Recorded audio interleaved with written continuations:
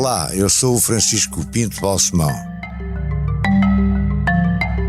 Este é o podcast Deixar o Mundo Melhor.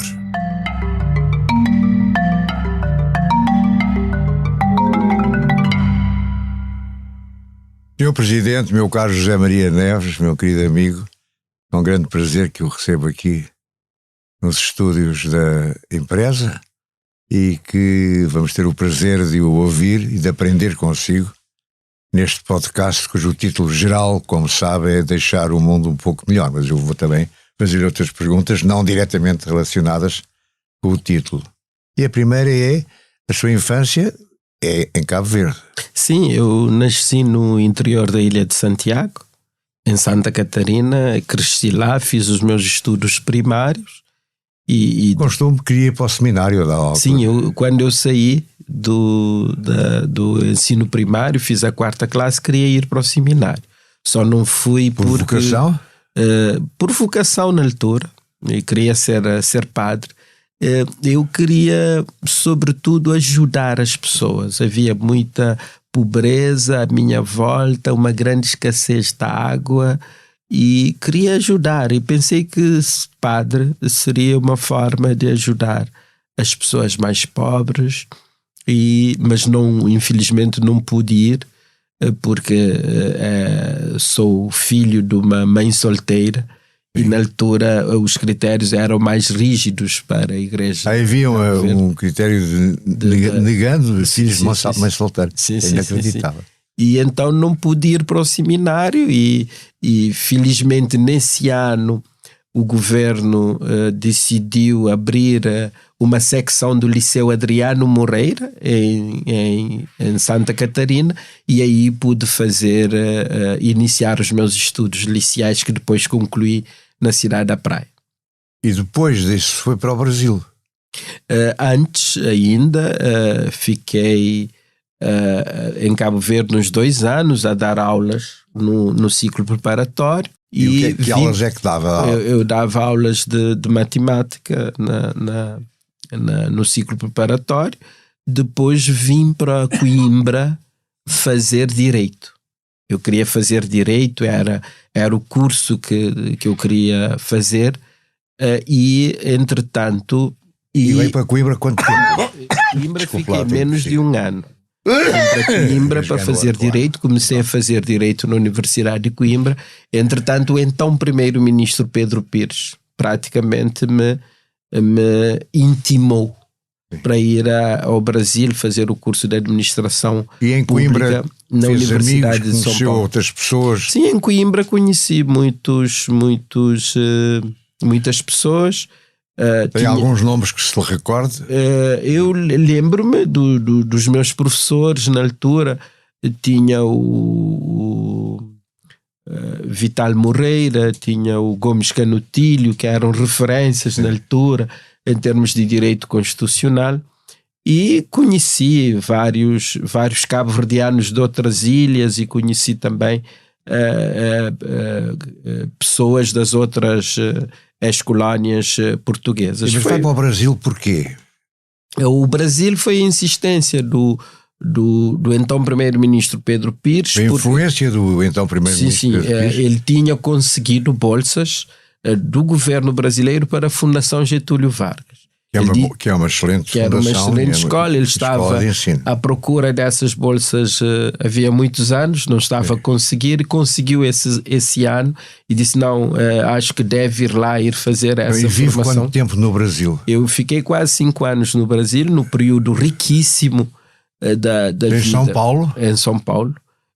Eu cheguei em 82, foi no período de transição do regime militar para a democracia. Então acompanhei toda a movimentação política do fim do regime militar e o início da democracia. E gostou do Brasil? Sentiu-se bem no Brasil? Eu senti-me muito bem no Brasil. Senti-me muito bem no Brasil. Foi um país que me abriu muitos horizontes. Estava em São Paulo, que é uma grande cidade, uma cidade riquíssima do ponto de vista cultural, e a Fundação Getúlio Vargas também é uma grande escola com uma forte influência norte-americana, Aliás, os americanos é que foram instalar a Escola de Administração de Empresas de São Paulo, onde eu fiz a minha formação, e a Fundação Getúlio Vargas era uma fundação muito prestigiada no Brasil. Então isso abriu-me caminhos e abriu os meus horizontes. E então criou amigos e algumas raízes no Brasil. Sim, tenho grandes amigos, ex-colegas, ex-professores, que até hoje nos contactamos. Alguns são professores universitários, outros trabalham em empresas. Os meus professores quase todos já não dão aulas, mas foi um momento de intensa aprendizagem. E onde se sente mais em casa hoje em dia, no Brasil ou em Portugal? Para mim, Lisboa é uma cidade muito, muito, muito afetiva. Eu gosto imensamente de estar em Lisboa. Também vivo em Lisboa há algum tempo. Vivi aqui 1 ano e meio, mais ou menos, porque depois de estar no governo vim aqui a Lisboa fazer o meu curso de doutoramento no ISCTE, e então permitiu-me também viver aqui. O Brasil está mais longe, portanto a presença no Brasil é muito mais difícil, mais distante. Mas eu sinto-me bem nesses dois espaços. Não quero, portanto, dizer qual é que gosta mais ou onde se sente melhor. Eu passei bons momentos da minha vida em São Paulo. Eu gosto muito de São Paulo, mas são duas cidades diferentes. Eu me sinto muito bem. Eu gosto de estar em Lisboa. É uma cidade muito afetiva, muito acolhedora e portanto, sinto-me bem nesses espaços. E quando é que entra na política? A sua atividade política começa com que idade? A minha começa com 14 anos, quando se dá o 25 de Abril. E aqui eu tomo contacto então com a luta pela independência, os movimentos de libertação, as manifestações, os comícios e também toda a disputa política aqui em Portugal. Eu acompanhava com um grande interesse tudo o que se fazia, que se publicava em Portugal. Espero que lesse o Expresso também. Sim, eu lia o Expresso, acompanhava as atividades do PCP, do CDS, do PS, do PPD, PSD, e acompanhando os principais líderes e acompanhando toda a movimentação política que se fazia aqui, e li os jornais, Expresso, Diário de Lisboa, e o Diário Popular, que também existia na altura. Eu lia vários jornais portugueses e ia acompanhando tudo o que acontecia aqui. Ainda não havia internet na altura. Sim. Mas através da rádio, difusão portuguesa, também acompanhávamos muito do que acontecia aqui em Cabo Verde. E então, em Portugal. Qual é o início e o desenvolvimento da sua carreira política? Eu começo a movimentação política, entro na organização juvenil. Com que idade? 14 anos. 14.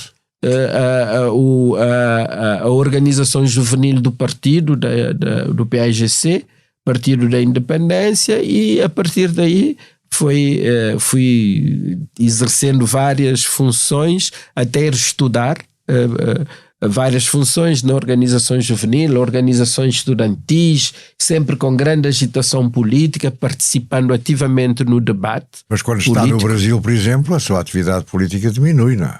Diminui, praticamente lá não faço atividade política, mas lá foi mais aprendizagem política. Pude perceber então viver num contexto político de pluralismo, de disputa e sobretudo de transição de um regime militar para um regime plural, democrático. Foi uma experiência muito, muito positiva para mim.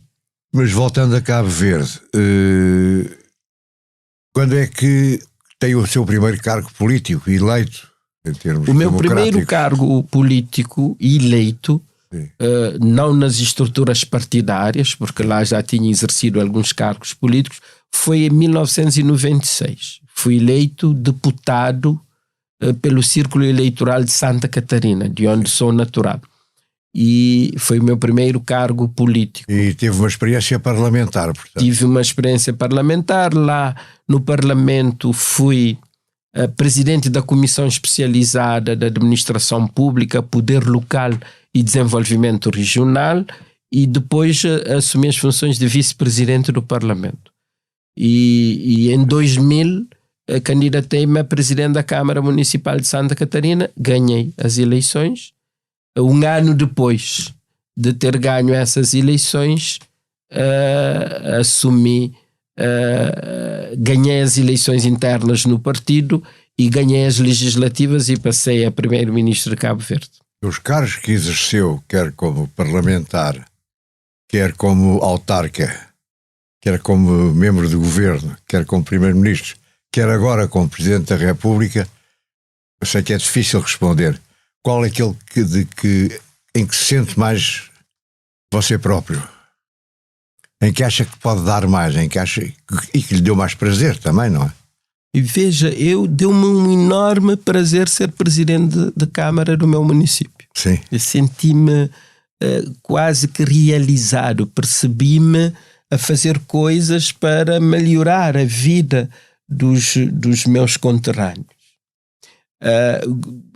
Para mim, a experiência de primeiro-ministro foi uma experiência fantástica. Foi fabulosa para mim. Não foi por acaso que ganhei 3 maiorias absolutas seguidas. Portanto, também gostou dessa experiência? Gostei muito. Imensamente. Nunca teve momentos de crise a dizer porque é que eu me vim meter nisto? Não, nunca tive momentos. Houve momentos difíceis, mas eu percebi a política sempre como uma gestão de impossibilidades. Sim. E agora na presidência da República, tem dificuldade em manter-se? É outro tipo de cargo. E é obrigado a uma certa distância e a menos intervenção, talvez, não? Sim. Mas eu preparei-me. Mentalmente? Mentalmente. Quando decidi que não iria recandidatar-me a um 4º mandato como primeiro-ministro, comecei a preparar-me para a saída. Para não haver nenhum choque. Sim, mas uma coisa é preparar-se para sair, outra coisa é preparar-se para ser Presidente da República. E nos 5 anos preparei-me para algum distanciamento da vida política partidária, porque queria candidatar-me a Presidente da República e sei que as funções eram diferentes. Então, todos os dias eu repenso o papel do Presidente da República para não interferir na...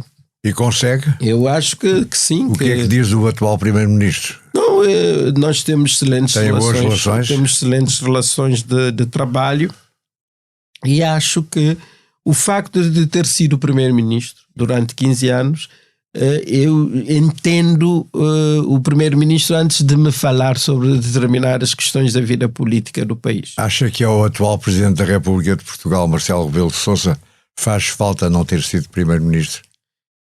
Eu acho que todos os presidentes da República, se tiverem feito todo o percurso, exercerão o cargo de presidente com muito mais efetividade. Eu costumo dizer que eu joguei em todas as posições. Então tenho possibilidade de acompanhar todas as jogadas com grande capacidade de analisar as jogadas e de tomar as melhores decisões em todos os momentos. E dá-se bem com o Marcelo Rebelo de Sousa? Sim, nós não temos contactos tão intensos, ainda não fiz a visita oficial a Portugal. Vai fazer agora em breve, não é? Vou fazer em julho. Mas ele já esteve em Cabo Verde na minha posse e conversamos. Aliás, antes dele tomar posse como Presidente da República, ainda tivemos um encontro, eu como Primeiro-Ministro, e nos conversamos bem, nos damos bem. Mas acha que o Presidente da República deve intervir e falar quase todos os dias, às vezes mais de uma vez por dia, como o atual Presidente da República Portuguesa faz? Ou acha que deve manter-se com mais recato e só intervir e aparecer de vez em quando e quando for mesmo necessário? Não, eu acho que quanto menos o árbitro intervir, melhor para o jogo. É preciso é que não haja faltas Sim. dos jogadores. Sim. O árbitro não ter que apitar. Não ter que apitar. Portanto, se o jogo correr bem e o árbitro não interferir muito, melhor, e o árbitro também não tem que interferir, criando ele mesmo oportunidades de intervir. Então, eu acho que o papel do presidente deve ser um papel recatado, sendo certo que eu não acompanho ao pormenor o que acontece aqui em Portugal. Cabo Verde tem uma grande diáspora, há muitos cabo-verdianos, penso que há mais cabo-verdianos fora de Cabo Verde que em Cabo Verde, não é? Sim, há o dobro. Se somarmos todos, é o dobro. É o dobro dos que residem lá em Cabo Verde. E tem tido contactos com essas diásporas, que o são presidente várias, da República é o elo de união dos cabo-verdianos que estão nas ilhas e dos cabo-verdianos na diáspora. E Cabo Verde é um estado transnacional. E cada vez mais temos, em vez de emigrantes, temos transmigrantes que estão ao mesmo tempo nesses países e em Cabo Verde. Voltam sempre? Voltam sempre. Mantêm a ligação? Mantêm muita ligação. Quase que anualmente deslocam-se a Cabo Verde e então vivem em vários espaços. Mas vão ganhando características próprias. A diáspora dos Estados Unidos deve ser diferente da de Lisboa ou de Portugal, não é? Claro. Quais são as diferenças principais? As diferenças têm a ver com a vida política, económica e cultural de cada país, não é? A diáspora nos Estados Unidos, os cabo-verdianos lá estão mais individualistas, estão mais voltados para o empreendimento individual, não é? Mas e também com dado ao vigor intelectual da academia, portanto, das universidades, do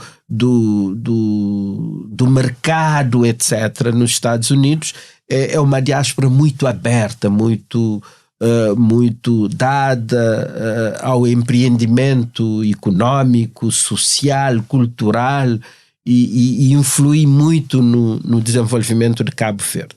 Não é? Também é uma diáspora que, pela vivência da democracia norte-americana, que participa muito na vida política e também politicamente influi muito em Cabo Verde. A diáspora europeia é uma diáspora que transporta todo o humanismo, os valores da liberdade, da democracia, dos direitos humanos da Europa. Na europeia está a incluir a portuguesa. Sim, estou a incluir a portuguesa. Fala a mesma língua, pelo menos. Sim. Há uma diferença aí, não é? Há uma diferença. A nossa diáspora tem as duas línguas. A língua crioula, que é comum a toda a diáspora, e cada país, depois, as pessoas têm a língua desse país. Portugal, claro, é a língua portuguesa, que é também a língua oficial de Cabo Verde, o nosso património, a nossa língua comum. Há essa comunhão de ideias. O facto da diáspora norte-americana ser a maior e ser praticamente a população residente acaba por ter uma influência muito grande em Cabo Verde. Pesa mais em termos de remessas, e não só remessas financeiras, digo de remessas de ideias culturais, etc. Mas a diáspora em Portugal é uma diáspora muito forte, tendo em conta a intensidade das relações políticas, económicas e culturais entre Cabo Verde e Portugal. Cabo Verde teria tido vantagem, como chegou a ser defendido, em ser uma região ultraperiférica da Europa e, portanto, assumir uma vocação mais ligada à Europa e menos ligado à África, como parece ser a sua tese? Pergunto, com um ponto de interrogação no fim. Veja, eu acho que dificilmente poderemos resolver esse problema hoje, porque Cabo Verde ascendeu à independência e é uma experiência positiva. Cabo Verde, das ex-colónias portuguesas, é a que partiu em piores condições, mas que conseguiu andar mais depressa e chegar mais longe. Então, eu neste momento, a experiência da independência é uma experiência que deu certo, não é? Dificilmente eu conseguiria dizer hoje, com a experiência dos 50 anos quase da nossa independência, que poderia ser melhor não ascender à independência. Agora, Cabo Verde é um país africano, mas é um país africano com características muito próprias. O continente africano, eu sei que o meu amigo é relevante em várias organizações internacionais de Estados africanos, parece dividido. Agora há esta questão dos fulas, que é quase um movimento racista, que estão a aparecer em vários países. Se quisesse comentar isto também eu agradecia, porque acho que é pouco conhecido aqui em Portugal e julgo que é um problema que vai agravar-se e que é importante. Cabo Verde está mais ligado a essa África ou está mais ligado às Canárias, aos Açores? Cabo Verde é uma... A Marrocos, inclusive, não sei. Cabo Verde é uma grande riqueza, precisamente porque resulta dessa mistura, não é? Nós temos os judeus, não é? Os cristãos novos que foram de Portugal e de Espanha, e temos os que foram de Marrocos, os safarditas que foram de Marrocos e que guardaram os nomes e têm uma forte influência política e económica em Cabo Verde. A própria população de Cabo Verde resulta desse cruzamento entre os escravos africanos e os europeus, colonos que chegaram a Cabo Verde. Também foi uma espécie de depósito de escravos a dada altura. Sim. Não foi? Foi um entreposto de escravos, né? Lá fazia-se a ladinização, a primeira formação, aprendiam os rudimentos da civilização cristã e da civilização ocidental antes de serem vendidos para as diferentes partes do mundo, particularmente as Américas. Portanto, Cabo Verde é um pouco o resultado desta mestiçagem, não é? Não há etnias, portanto é um povo homogéneo que resulta desse cruzamento. E tem uma cultura própria e uma música própria, tem uma cultura própria, são unificadoras, não são?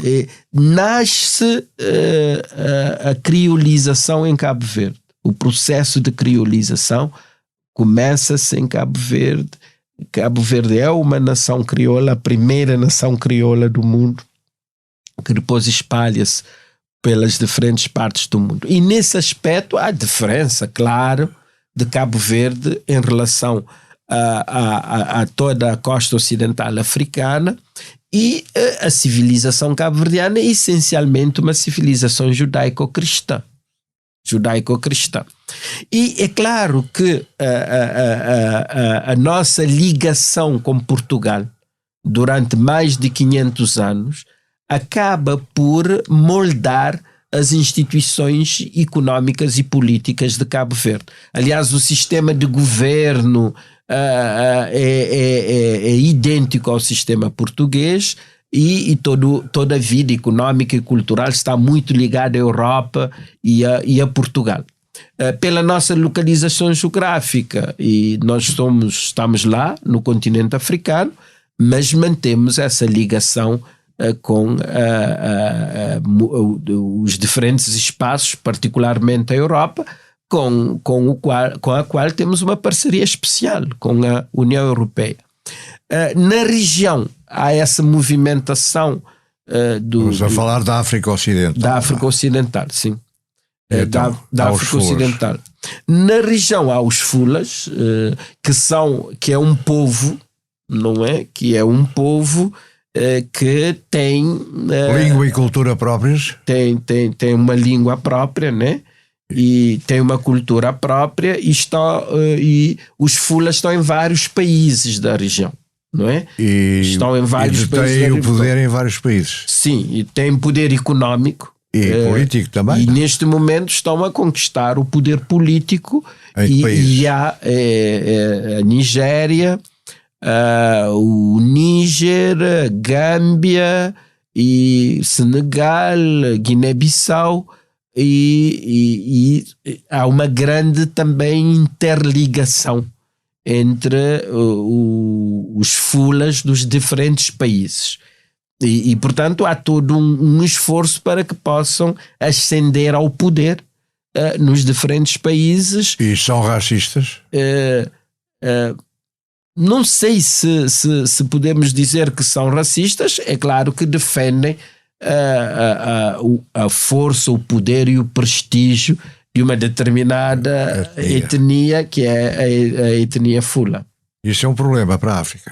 Pode ser um problema, porque temos de fazer um esforço no sentido de haver cada vez mais diálogo entre os diferentes entre as diferentes nações que constituem a África. A África é plural, a África é muito plural. Há nações onde há muitas etnias, não é?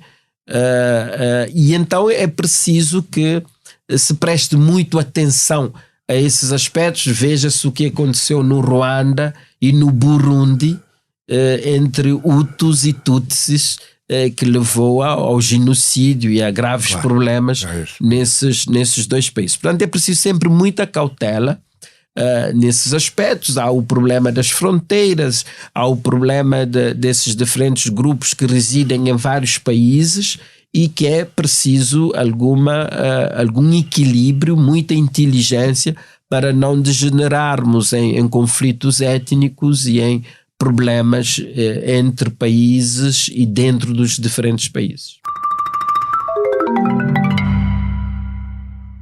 Deixar o mundo melhor tem o patrocínio da Hyundai. Juntos avançamos para uma mobilidade mais sustentável. Porque o que move a Hyundai hoje é garantir um mundo melhor às gerações de amanhã. Hyundai. Mudamos o futuro. Voltando agora para o quase presente, há relativamente pouco tempo fez, e esteve quase um ano letivo em Lisboa por causa disso, o seu doutoramento no Isqueté. No Isqueté. E o nome da sua tese era... o título. Não, eu ainda não terminei não terminou a tese ainda, mas qual é? Já há um título provisório, não é? Sim, mas eu estou a trabalhar a influência da diáspora nas políticas públicas em Cabo Verde. É isso, sendo um Estado transnacional em que a diáspora tem um peso enorme, eu estou a estudar como é que os cabo-verdianos na diáspora influenciam as políticas públicas em Cabo Verde. Em que momento é que participam na formação das políticas públicas em Cabo Verde? Porque, tanto quanto eu sei e quanto eu percebo, Cabo Verde tem uma cultura própria bastante homogénea, bastante unida. Não se pode dizer que cada ilha tem uma cultura, claro que haverá características. Uhum. E isso não é também uma maneira de impor cada vez mais, não é só a Cesária Évora, nem só o Mário Lúcio, que também já hoje em dia é uma estrela internacional, de dar a conhecer a cultura cabo-verdiana no mundo. Não sei, acha que se tem feito o suficiente por isso? Acho que não. Cabo Verde é um país que, através do soft power, pode exercer uma grande influência no mundo. A música cabo-verdiana tem uma capacidade de seduzir muito grande. E as diferentes manifestações culturais cabo-verdianas. É difícil um estrangeiro chegar a Cabo Verde e não se apaixonar. Há como que um ímã, há algo que puxa as pessoas para as ilhas e para Cabo Verde. Então eu acho que aqui podemos fazer muito mais. E temos uma riqueza extraordinária. Temos a primeira cidade europeia nos trópicos, a cidade de Ribeira Grande de Santiago. Temos a primeira diocese em África, que é criada desde 1533. Os cabo-verdianos criaram a sua própria língua com base no português arcaico e no cruzamento com outras línguas da costa ocidental africana, o crioulo cabo-verdiano. E é um país pequeno que tem uma literatura pujante, tem vários escritores de renome internacional. Então acho que do ponto de vista cultural Cabo Verde pode fazer mais e pode projetar mais o país no mundo. E o último capítulo da parte económica. Cabo Verde vive muito do turismo, mas Cabo Verde precisa também ter outras atividades. Acha que, por exemplo, a pesca ou o mar são fundamentais para o futuro de Cabo Verde? Acho que sim, acho que eu costumo dizer Cabo Verde é Cabo Verde, mas nem é Cabo nem é Verde. O nome é um paradoxo. Cabo Verde devia ser as Ilhas Azuis do Atlântico, porque tem uma enorme potencialidade ligada ao mar. É um grande país oceânico e então pelo mar pode projetar-se no mundo, pode transformar-se numa grande potência económica se explorar todas as riquezas ligadas ao mar. Está a falar da pesca, das algas? Sim, estou a falar da pesca, da indústria, da produção de água, do turismo, energia, turismo, desportos náuticos e aquáticos, etc. A formação, a investigação. Aqui há uma enorme possibilidade de transformarmos o arquipélago de Cabo Verde num hub oceânico. E porquê é que isso não foi feito até agora? Porque nunca se deu... Qualquer coisa já se fez, mas nunca se deu muita importância ao mar. As pessoas estavam mais voltadas para a terra, um espaço diminuto, mas até a diáspora que Cabo Verde tem é devido ao mar. Portanto, os americanos que foram lá para a pesca da baleia, ainda antes da independência dos Estados Unidos, levaram os primeiros cabo-verdianos para os Estados Unidos. E portanto, é o mar, é como disse Fernando Pessoa, Deus quis que o mar unisse, já não separasse, né? Estamos a chegar ao fim. Se lhe perguntar do muito que já fez até agora, o que é que acha que contribuiu mais para deixar o mundo melhor? Veja, eu acho que